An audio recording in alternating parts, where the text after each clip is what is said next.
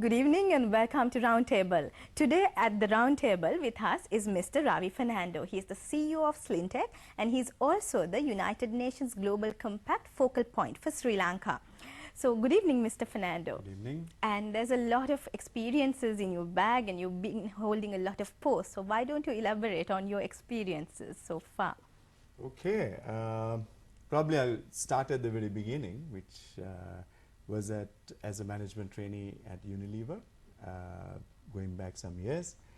Having done my stint with Unilever, I moved on to an international job and spent about 12 years working internationally with SmithKline Beecham International, initially with a company called Sterling Health, who probably you know as from the brand Panadol, and worked with them initially in Africa, in Kenya, and then I moved on to running their businesses in the Middle East. And from there, I moved on to a stint in the UK in an area role. And my last international posting was to set up business in Vietnam, which was quite an interesting challenge. From Vietnam, I moved back to Sri Lanka in 2000, did a stint with a multinational here, and then moved on to doing some work with MAS Holdings. And in 2008, I took the challenge of setting up and running Sri Lanka's first innovation incubator, which is the Sri Lanka Institute of Nanotechnology. So that's a quick overview of probably 20 odd years of work. Right. But I have enjoyed every bit of it. That's quite a bit. So you are also the focal point for the United Nations Global Compact. Now, how did you get involved in the United Nations Global Compact and what exactly is the UN Global Compact? Okay. The United Nations Global Compact was actually set up in 1999. The idea was mooted by Kofi Annan at a Davos World Economic Forum meeting, where he actually wanted business to get engaged in the global issues and the global sustainability issues.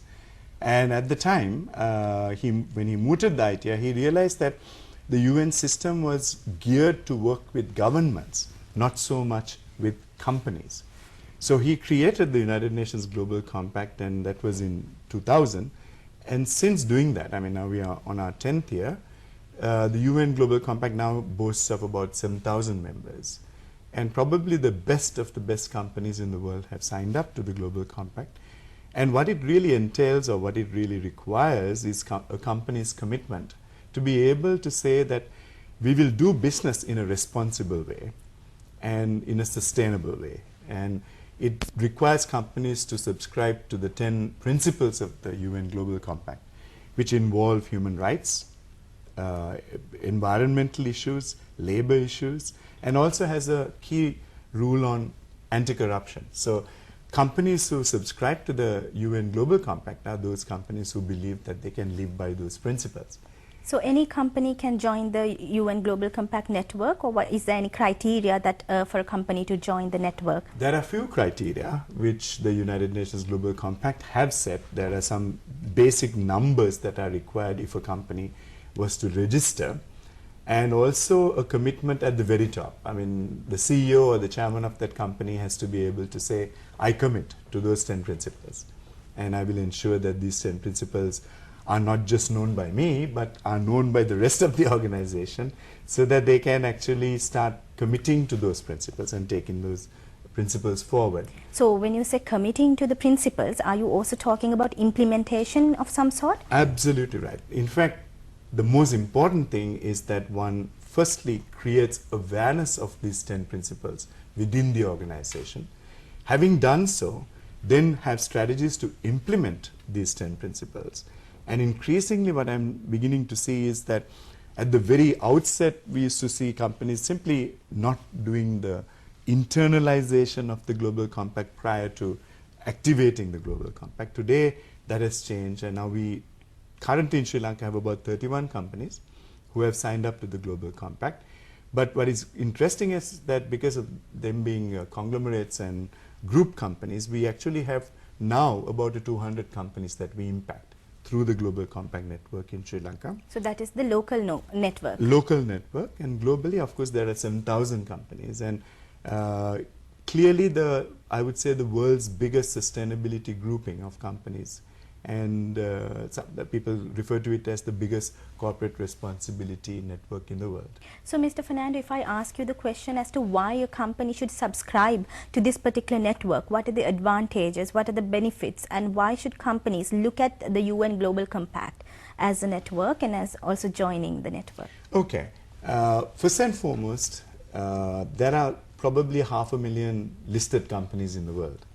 And when you have 7,000 companies of 500,000 standing up and saying, we subscribe to these principles, immediately you set yourself apart. You know, you're clearly setting yourself apart. And in a global marketplace, you are able to stand up in a marketplace and say, we are different because we subscribe to principles which are definitely much higher. Now, it immediately then differentiates you in a competitive set, because we are now seeing a trend in the global markets where consumers are increasingly looking to buy products and services from responsible companies, because ethical consumerism or green consumerism is beginning to invade and have a huge part to play. So consumers are looking for companies who are differentiated in terms of the principles that they live by. So if you can elaborate on this concept of ethical consumerism or green consumerism, what exactly is that? Okay. The concept has come about, I think, in the last probably 30 odd years, mainly due to the fact that sustainability has now taken a front seat and has become a global agenda item. I think for many years and for many centuries, people haven't really seen the issue of sustainability as crucial to the survival of companies and even the very existence of the planet. And we are beginning to see a whole new move towards companies beginning to embrace sustainability.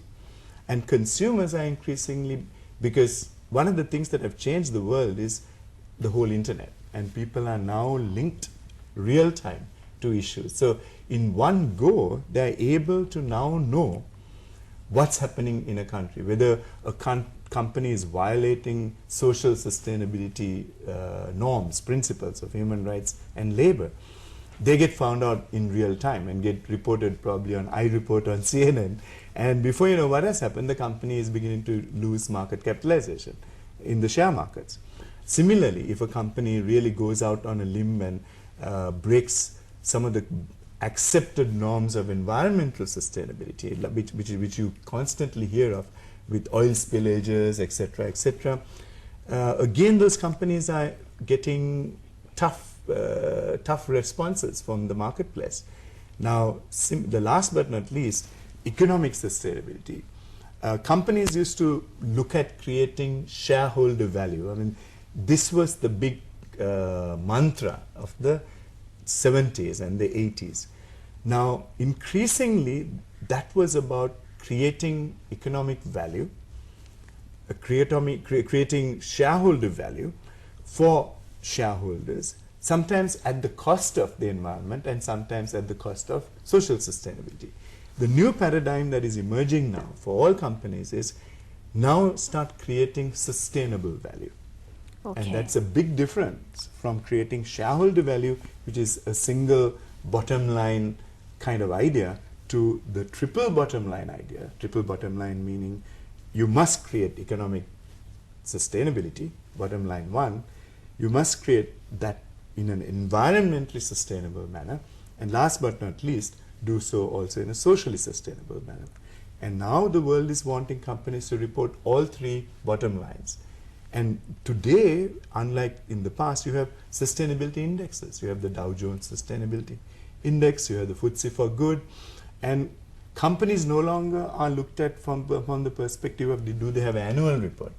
Companies are increasingly challenged to give a sustainability report, which is reporting all three bottom lines. So sustainability, what is exactly the definition of sustainability? Sustainability was a concept